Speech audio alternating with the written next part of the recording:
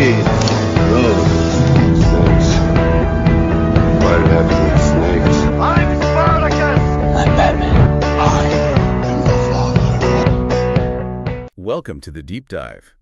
You've shared a really fascinating source with us today. Yeah, it's a detailed review looking back at Martin Scorsese's 2011 film, Hugo. Right, Hugo. And our mission really is to kind of cut through some of the noise around it. You know, get to the core story, the technical side, the performances. Basically understand how this film went from being this huge question mark to, well, something quite beloved. Exactly. So if you're looking for a quick way to grasp why Scorsese, the director of, like, Goodfellas and The Departed, suddenly did a 3D children's book adaptation, this deep dive is definitely for you. And that's really the perfect starting point, isn't it? The shock factor. For sure. I mean, you hear Martin Scorsese and you immediately think intense crime dramas, gritty realism, raging bull. Yeah. So him announcing, my next film is based on a children's novel. Oh, And it's in 3D. Well, the source confirms that definitely raised some eyebrows in the film world. A lot of eyebrows. serious eyebrows, it sounds like. Not just curiosity, but maybe real skepticism. Oh, absolutely. The guy who practically defined a certain kind of cinematic realism suddenly diving into fantasy and using what many people back then still saw as a bit of a gimmick, 3D. Right. 3D wasn't always seen the way it is now. Not at all. So the big question hanging over it was, is this going to be some kind of late career triumph or, as the source puts it rather dramatically, a serious misstep? Huge risk involved then. Enormous, especially with that 3D element, which could easily have felt tacked on or cheap. Okay, but then the film itself. Yeah. It sounds like this story quickly grounds things. We've got the main character, Hugo. Asa Butterfield played him. Right, and the setting is just incredible. This huge, sprawling train station in Paris. It's grand, but it's also where he lives, kind of hidden away, taking care of all the clocks. An orphan, maintaining the station's mechanics, almost invisible himself. Yeah, but what's really driving him, the core of the narrative, it isn't just about survival. It's about fixing something important. The automaton. Exactly. This intricate, broken mechanical man, it's the only thing he has left from his father, played by Jude Law in flashbacks. And the source really highlighted Hugo's belief in it, didn't it? This conviction that if he can just get this machine working again, it will deliver some kind of final message from his dad. It's almost a magical quest, driven by grief and hope. it makes sense. But here's where it gets really interesting, connecting to Scorsese himself. That automaton, it's not just a plot point, is it? What do you mean? Well, think about Scorsese's passion, his obsession with film history, with preserving old films. The automaton is this delicate, complex, forgotten machine. So Hugo trying to fix the automaton. He's like a metaphor for Scorsese trying to save and celebrate the mechanics of early cinema. It's a film about preservation disguised as a children's adventure. Wow. Okay, that adds a whole other layer. And this quest immediately creates conflict, right? Because he needs parts. Right. And where does he try to get them? From the old toy maker in the station? Papa George? Ben Kingsley. He's scavenging, sometimes stealing bits and pieces. Until Papa George catches him. And it's a pivotal moment because George doesn't just scold him. He takes Hugo's notebook. The notebook with all the drawings and instructions for the automaton. His father's legacy, essentially. Exactly. It's everything. Losing that notebook is devastating. So the only way to get it back is? To work for Papa George in the toy shop, pay off his debt. And this is where he meets Isabelle, George's granddaughter, played by Chloe Grace Moretz. Yes. And their friendship becomes the key. The source actually says Isabelle literally holds the key to a successful outcome. It's quite specific. So what starts as Hugo just trying to get his notebook back Turns into this shared adventure, this mystery they unravel together, which ultimately unlocks Papa George's own hidden past and helps Hugo complete his mission. It all ties together. Okay, so we've set at this narrative and the initial, skepticism around the whole project.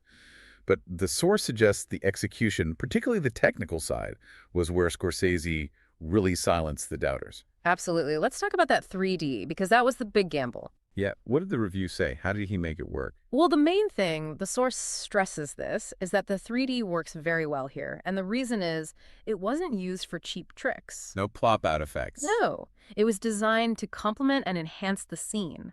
Think depth. Think immersion. He used it to draw you into the world, into the frame. So more like creating a richer, deeper image rather than just throwing things at the audience, kind of like classic deep focus. but with modern tech. That's a great way to put it. A technical homage, almost. And another technical point the source mentions is the lighting. Ah, yes. It said something about avoiding the usual problems with 3D. Right. It removes the usual light loss issues that often accompany a 3D film. Basically, 3D glasses can dim the picture, but Scorsese and a cinematographer made sure the lighting was excellent so everything remained clear, vibrant, and detailed.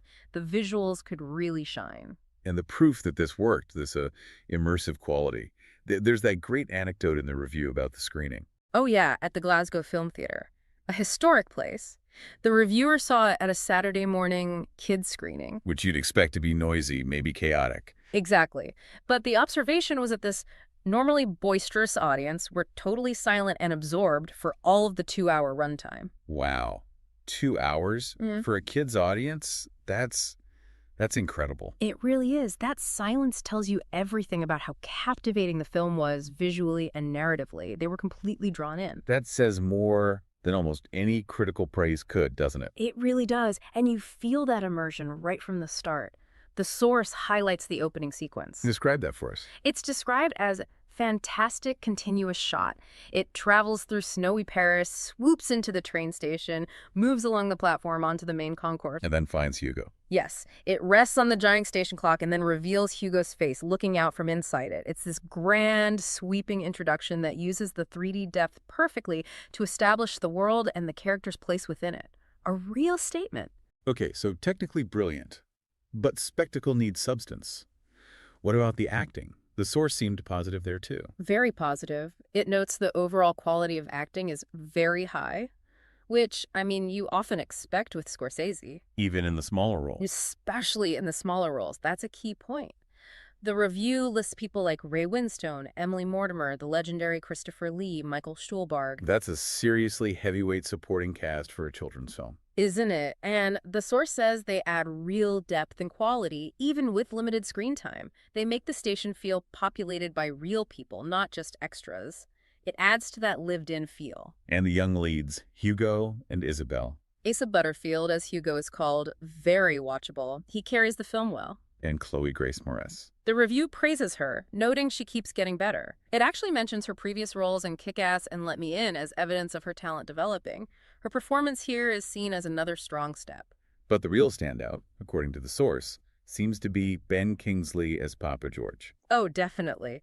The highest praise is saved for him. It's called a masterclass in restrained acting. Restrained? How so? Well, the review notes everything about the character seems buttoned down. He's holding so much back. But Kingsley apparently conveys so many emotions through the slightest look or phrasing. So it's all internal turmoil, shown subtly. Which fits a character hiding a painful past, I suppose. Exactly. He's a man buried under layers of grief and lost memories. And Kingsley shows that without big, dramatic outbursts, the restraint is the performance. Does that kind of restraint work in a film aimed partly at kids? Does it create enough interest? The implication is yes, absolutely, because his withdrawal, his sadness, creates this wall. Hugo, with his desperate need to fix the automaton, this machine linked to George's hidden past, has to push against that wall. Kingsley's quiet intensity creates the tension. That makes sense. It's an emotional obstacle course for Hugo. Precisely. And just before we move on from the cast, there was that amusing little comment. Ah, yes, about Sacha Baron Cohen as the station inspector. The source says he isn't annoying in this. A rare treat. Huh. Yeah, which, given some of his other roles, is quite the compliment. Seems like everyone brought their A game. It really sounds like it. So let's tie this all together. The source's final takeaway.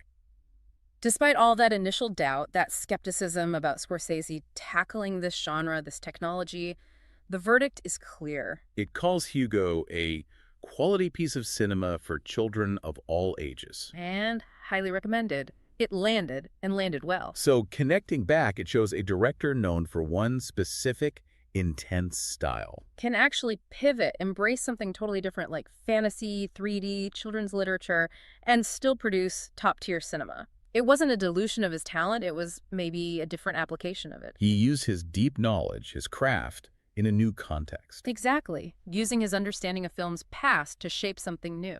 So, thinking about you, the listener, who came here maybe wondering about this strange genre shift, what's the bigger picture here? Well, the source specifically mentions Scorsese using his passion for film history to make original films. And we talked about the automaton, right?